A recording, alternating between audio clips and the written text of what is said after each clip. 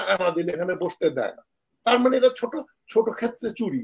তারপর আমরা যে বলি, এই যে একটা পুলিশ ইন্সপেক্টরকে জিজ্ঞেস করেন যে আপনি চাকরি পেলেন কি করে, বলে আমি ওই যে সাব ইন্সপেক্টরে ঢুকছিলাম এত টাকা ঘুষ দিয়ে। এখন এই ঘুষটা সে কাকে দিচ্ছে?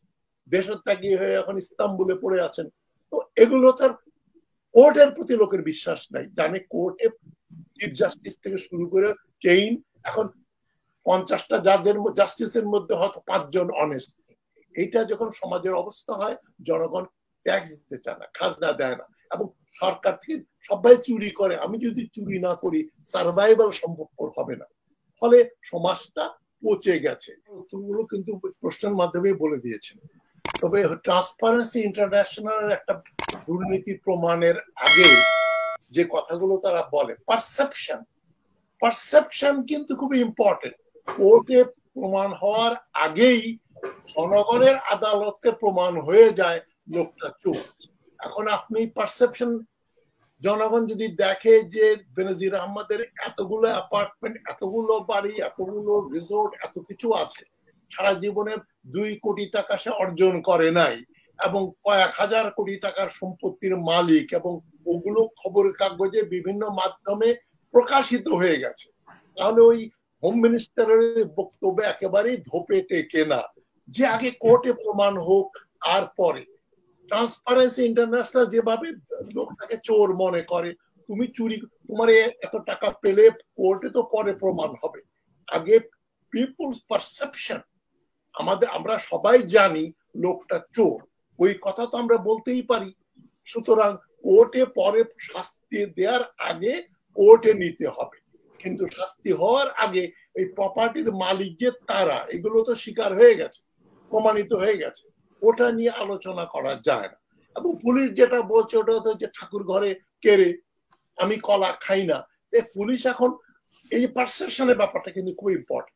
আপনি একটা রাস্তার থেকে যে কোনো লোককে ধরে নিয়ে আসেন, তাকে বলেন আপনি কি বিশ্বাস করেন এই থানার দারোগা, ওই কনস্টেবল, ওই যে সার্জেন্ট দাঁড়ায় আছে মোড়ে, সে সৎ? সে তো দেখেছে সার্জেন্ট ট্রাক ওনার কাছ থেকে পয়সা খাচ্ছে, লোকজনকে পিটাচ্ছে, দোকানদার ওই ইলিগালি দোকান করছে, তার কাছে সে দিনের শেষে চাঁদা নিচ্ছে, ওই দোকানদারকে জিজ্ঞেস করেন না। রাস্তায় যে ফুটপাতে বসে চা বিক্রি করে, কলা বিক্রি করে, যে এই যে পুলিশ সার্জেন্ট, সে কি সৎ ব্যক্তি? বলে স্যার রোজই তো আমার কাছ থেকে ডান্ডা দেয়, পিটায়, আমার কাছে টাকা নেয়, টাকা না দিলে এখানে বসতে দেয় না। তার মানে এটা ছোট ছোট ক্ষেত্রে চুরি। তারপর আমরা যে বলি, এই যে একটা পুলিশ ইন্সপেক্টরকে জিজ্ঞেস করেন যে আপনি চাকরি পেলেন কি করে, বলে আমি ওই যে সাব ইন্সপেক্টরে ঢুকছিলাম এত টাকা ঘুষ দিয়ে। এখন এই ঘুষটা সে কাকে দিচ্ছে? একটা পুলিশ অফিসার পুলিশ অফিসে ঘুষ দিচ্ছে, ওইটা তো নিশ্চয়ই হোম মিনিস্টার থেকে শুরু করে একটা থানার দারোগা পর্যন্ত ওই চেইন ডিস্ট্রিবিউশন হয়। ওই ইনকাম তো ওইভাবেই হচ্ছে। প্রত্যেককেই গিয়ে গিয়ে ঘুষ খেতে হবে not necessary. Inspector general of পুলিশকে বাড়ি গিয়ে ধমকি দিয়ে পয়সা আনতে হয় না, তার এই সিস্টেমেই তো ওনার 10%, ওনার 20%, ওর 1%, ওর 2%, এইভাবে চেইন। এবং আমাদের বিশ্বাস করার পারসেপশন আছে যে একবার শেখ হাসিনা পর্যন্ত যাচ্ছে এটা, না হলে শেখ হাসিনার $35 বিলিয়ন সিআই এর কান্ট্রি রিপোর্ট যেটা, ওই খবরটা আসতো না। ওইটা 30 বছর 28 বছর পরে জানা যাবে, 2 বছর আগের খবর। 28 বছর পরে ওটা ডিক্লাসিফাইড হবে, তখন সবাই দেখবে শেখ হাসিনা এবং রেহানা মিলে $35 বিলিয়ন মালিক 2022-এ। এখন হয়তো ওটা 40 বিলিয়ন হয়েছে। তো চোরের রাজত্বে আমরা সবাই চোর, আমাদের এই চোরের রাজত্বে, এটা নিয়ে আর পারসেপশনটা মোস্ট ইম্পর্টেন্ট। কোর্টে তো পরে প্রমাণ হবে।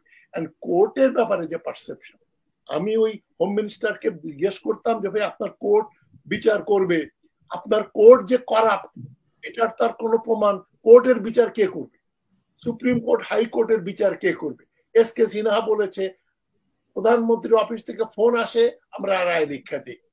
আচ্ছা ঠিক আছে, এস কে সিনহা মিথ্যা কথা বলছে, হাসিনার সঙ্গে গন্ডগোল, আপনি চলে আসেন ইন্টারন্যাশনাল সোকল ইন্টারন্যাশনাল ওয়ার্ক ট্রাইব্যুনালের ক্ষেত্রে। এই যে জাস্টিস নিজামুল হক এবং বেলজিয়ামে বসে থেকে যে ডক্টর কি নাম, জুরিস্ট বাঙালি, তার কথাবার্তা হলো, তখন নিজামুল হক বলছে যে জানেন আমার চিফ প্রসিকিউটর জিয়াউল হক মালুম বলে যে স্যার আপনি আপনার ইজলাসে মাঝে মাঝে খাড়াইয়া যাবো, আপনি আমার ধমক দিয়ে বসায়া দিবেন, লোকে মনে করব আপনার সাথে আমার কোনো খাতির নাই। এইটা তো ইকোনমিস্ট পত্রিকায় এসছে, এবং ইকোনমিস্ট পত্রিকা থেকে মাহমুদুর রহমান সাহেব তার আমার দেশ পত্রিকায় ওই খবরটা ছাপানোর জন্য তাকে প্রায় মেরেই ফেলেছিল। ওকে নিয়ে এখন দেশের ত্যাগী হয়ে এখন ইস্তাম্বুলে পড়ে আছেন।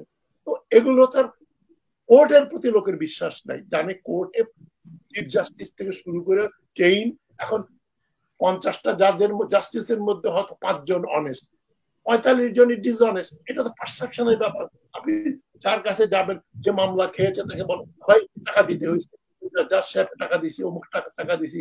আমার এক ডিস্ট্রিক্ট জাজ ছিলেন, আমি তাকে জিজ্ঞেস করলাম যে তোমাদের কি এখন ওই ঘুষটা কি চ্যানেলের থ্রুতে আসে, যে ওই যে কি বলে কেরানি বা ওই পিয়ন বা ওই ধরনের মুহুরি ওদের থ্রুতে আসে? না, এখন আমরা ডাইরেক্টলি বলি এই যে এত টাকা না দিলে এই বিচারে কিন্তু আপনার পক্ষে রায় দেব না। এখন করাপশন, পুলিশকেই বা কি করে আপনি বিশ্বাস করবেন, বিচারককে বা কি জিজ্ঞাসা করবেন? ঘুষ দিয়ে চাকরি পেলেই কি ঘুষ খেতে হবে নাকি? বেঞ্জির তৈরি হবে নাকি পুলিশ থেকে? জামান তৈরি হবে কিনা? আমি যদি 10 লক্ষ 20 লক্ষ টাকা দিয়ে একটা চাকরি নেই, আমার উদ্দেশ্য হবে চাকরি পাওয়া। দ্বিতীয়ত হচ্ছে আমাকে তো 20 লক্ষ টাকা তুলতে হবে। আমি জমি বিক্রি করে, বাপের জমি বিক্রি করে আমি 20 লক্ষ টাকা ঘুষ দিয়ে চাকরি নিছি। আমি যদি 30, 40, 50 লক্ষ টাকা তুলতে না পারি, এটা তো বলবে বোকা। যে ঘুষ খাবে না, আমাদের সোসাইটির উপরে পারসেপশনটা হচ্ছে কি, প্রত্যেকটা লোক চুরিকে সমর্থন করে, অধিকাংশ লোক আমাদের সোসাইটি। কারণটা আমি আমার এক টক শোতে আমি বলেছি যে আমরা 1000 বছর বিদেশিদের দ্বারা শাসিত হয়েছি।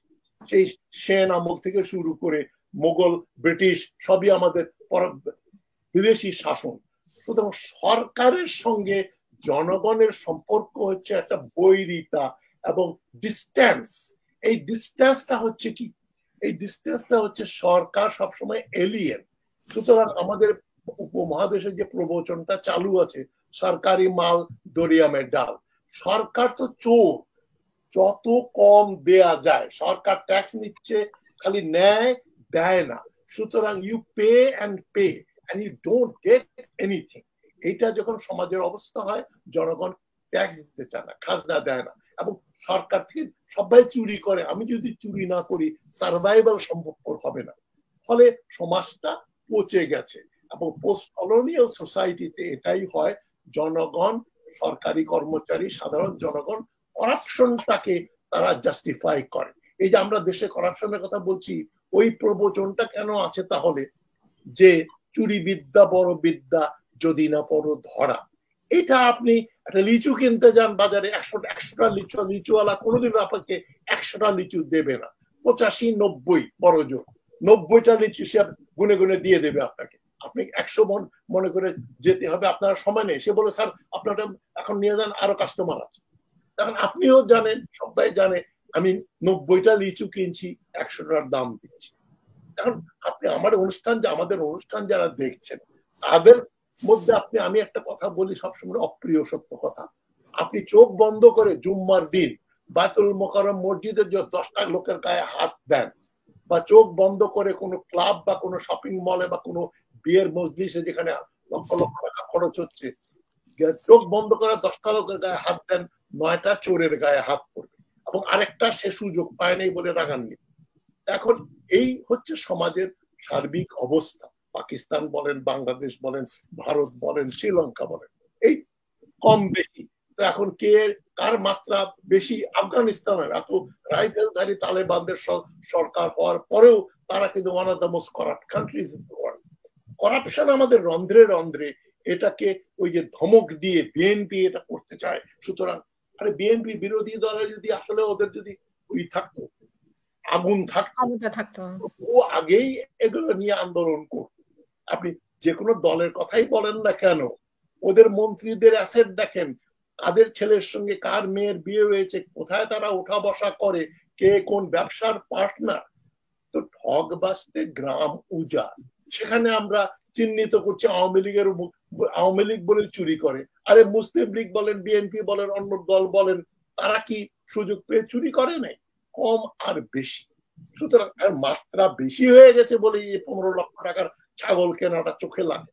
15 লক্ষ টাকার ছাগল, 18 বছরের ছেলের 4টা গাড়ি, দামি দামি গাড়ি, যে দেশে পার ক্যাপিটা ইনকাম $2000, $2000 পার ক্যাপিটা, মানে সালমান রহমান এবং এস আলমের নেইবার হলে আপনারও মাসে আয় হচ্ছে 50 কোটি টাকা গড়। সুতরাং ওই গড় দিয়ে তো আর আসল জিনিসটা বোঝা যায় না।